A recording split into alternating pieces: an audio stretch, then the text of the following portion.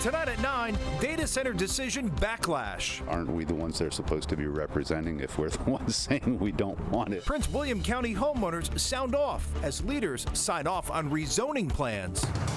Armed suspects carjack an FBI agent in Northeast D.C., just as the city's mayor had addressed rising crime in the nation's capital. And another day, another stolen dog back with her owner tonight. I'm in shock. I'm in disbelief, but this is definitely a miracle. The happy reunion for one Maryland woman.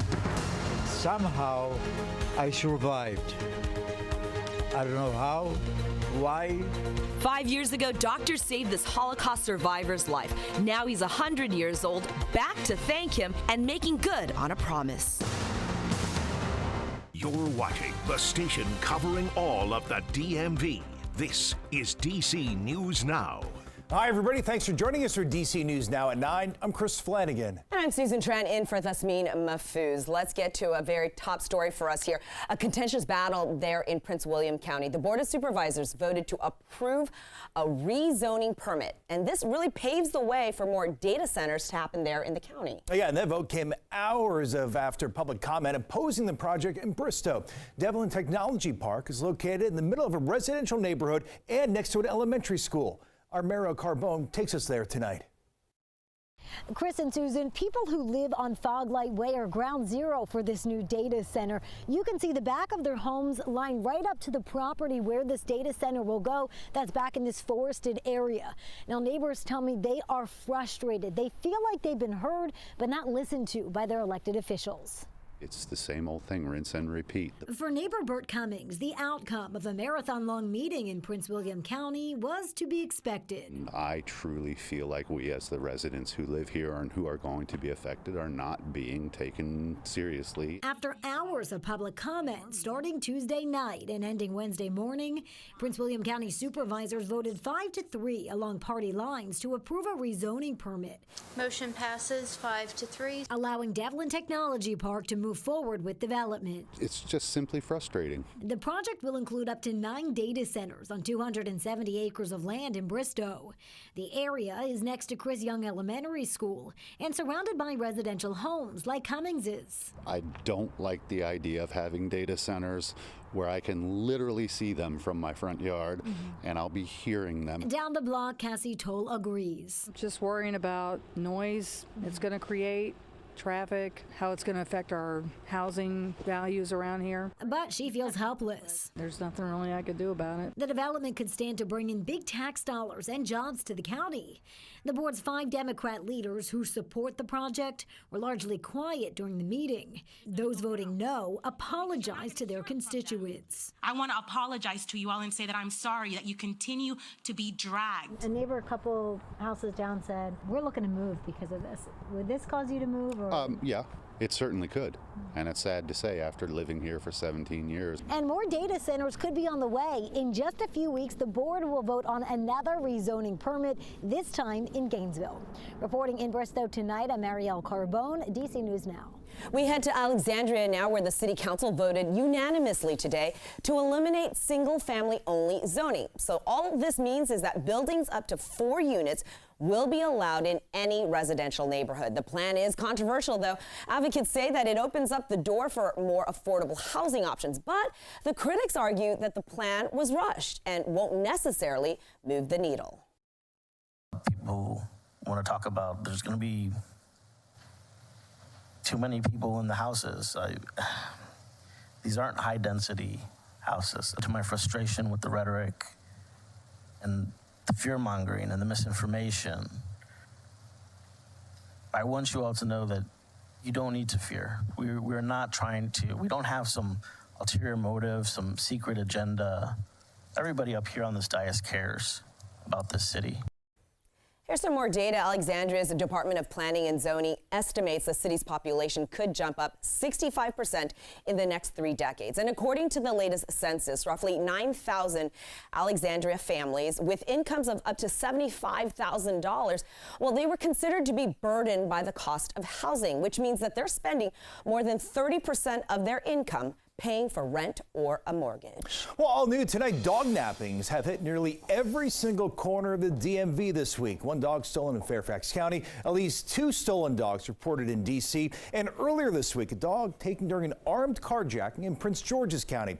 But today, that dog owner and her dog Zoe, see here, they were reunited. It happened at the same gas station where Zoe and her car were stolen on Monday.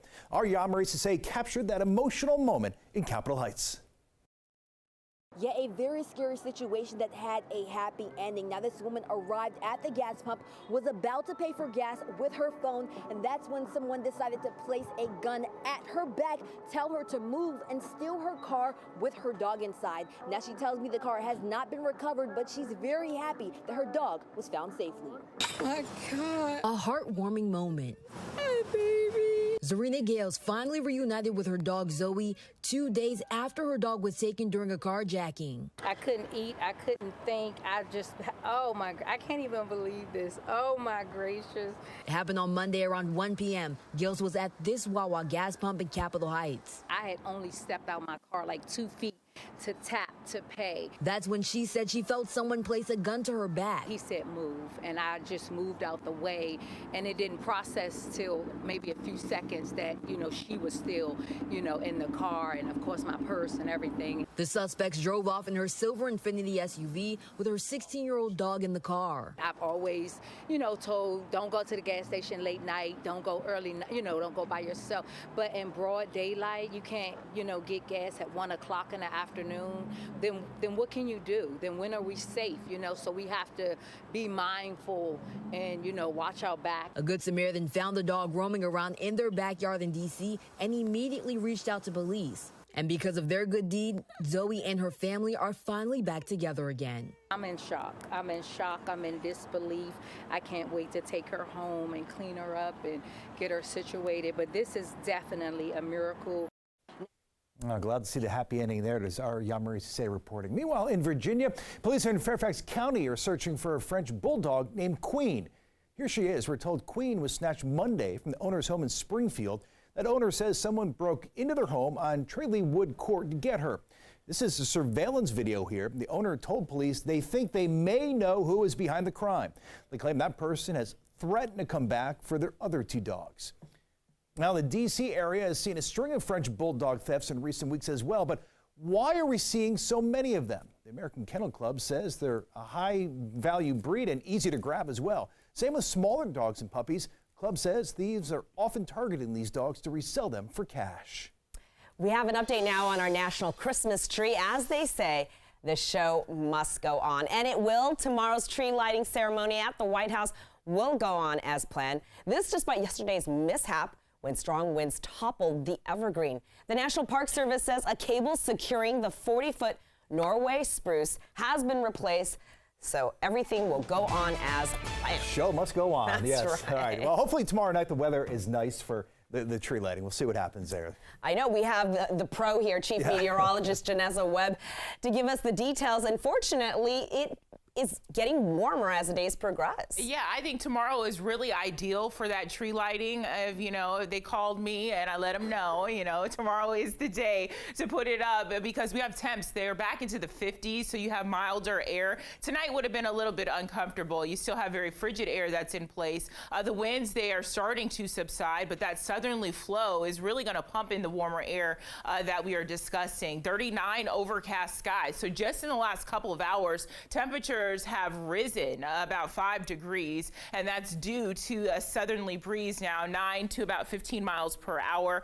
It's very dry out there. There's not a lot of moisture, so there's not going to be a lot of condensation in the atmosphere, so I'm not concerned about a big-time frost or freeze concerns. I know we have a lot of 20s that are on the board right now, 26 for Luray into Woodstock. The farther you go into Anne Arundel County, into the lower 30s, so really all in all, not a bad night across the region, along with winds. They are starting to go down just a little bit, but ranging really at a sustained wind speed 10 to 15 miles per hour. Northeast has been going through it. It's national headlines. I mean, you have over a foot of snow in some sections of the Northeast. We're kind of wedged between the storm system, and so that's why we're nice and dry, and we're going to continue to kind of stay that way. Yeah, we're hoping for snowflakes. That's not where we're going to get. We're actually going to get a warm up under partly cloudy conditions and just a few clouds for your Thursday. Our weather team is tracking some warmer, milder air along with rain for your Friday late week. We'll time that out coming up. All right, developing tonight, an investigation happening right now after FBI agent was carjacked in Northeast D.C. Police say this happened near Lincoln Park on Capitol Hill. This was just before 4 this afternoon. Police say 2 people were armed when they took that car. It was recovered about a half hour later, about a mile south of Lincoln Park, and no arrests have been made at this point. And this isn't the first high-profile car break-in or carjacking that has happened. Last month, you might remember that Texas Congressman Henry Cuellar was a victim of an armed carjacking there in Navy Yard. Police say that the Democratic lawmaker was parking his car outside of his apartment and 3 armed people approached him and stole his car. Cuellar was not hurt.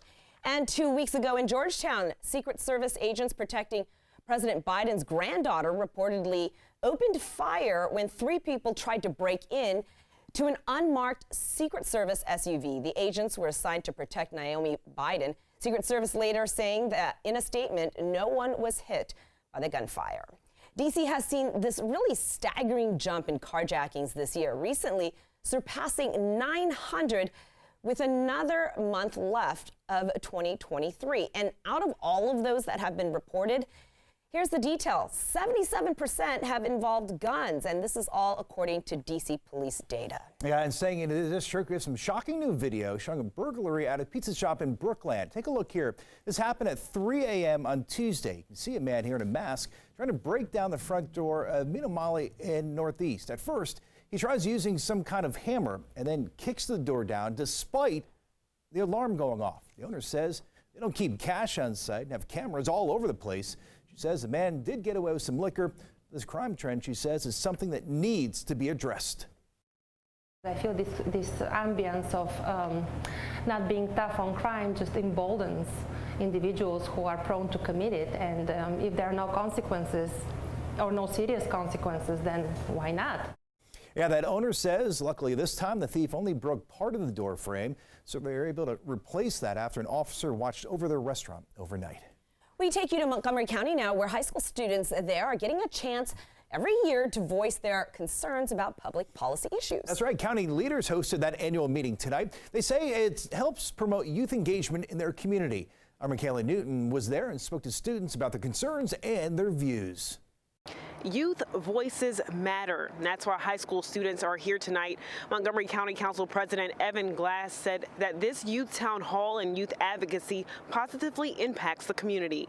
During an annual youth town hall meeting Wednesday night, students from Montgomery County gathered at the County Council building to voice their opinions and share their concerns.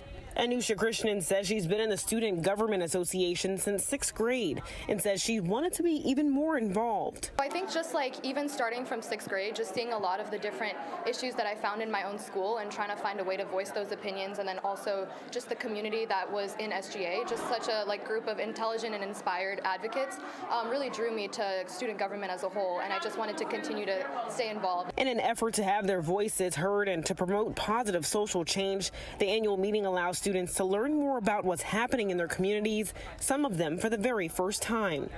I definitely have some issues with the zoning laws for county council, and then I also have some questions and concerns about MCPS, which I've already mostly told at Board of Ed testimonies. And with hopes of one day becoming a part of the county council, this is just the beginning. I would love to be part of county council. I would love to be an elected official someday, not at the presidential level or anything like that. Local politics make a big difference, and I would love to be involved in that.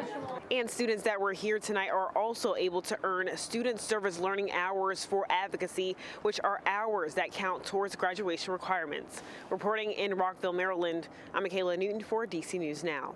Still ahead, violent crime up 40% in the district. Now, city leaders are debating a proposal they believe could help. Also coming up here at 9, a new report sheds light on what's leading Virginia's medical marijuana program to drive patients to buy cannabis elsewhere. And we're helping you stretch your dollar. We'll tell you about some easy ways to save big on holiday shopping.